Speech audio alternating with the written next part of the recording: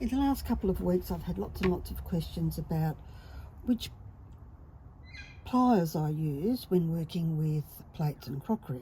So I can talk about what works for me, and this works for me because I have arthritis in this thumb sometimes and often in this thumb here. So I can only talk about what works for me, and you need to find out what works for you.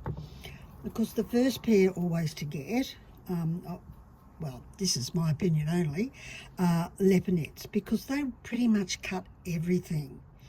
And it's good to have regular changes in what you're using for your hands and your wrist, so you can avoid a little bit of repetitive strain once you get hooked. The other ones I'm really liking for different purposes are the Seabell scissors.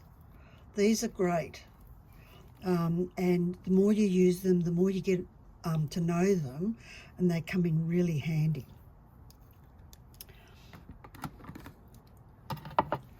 Then I've got the Montolets, which were recommended to me by Mosaics, as if you're cutting up plates, you need these. So these are great for thicker crockery. So I would be using these mostly for fine crockery, so your fine bone chinas and stuff that's less than about 4 mil thick.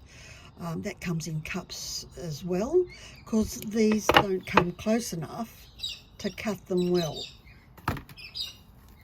These are fairly close, but not too close, and these are great for your going through the thicker parts of your plates.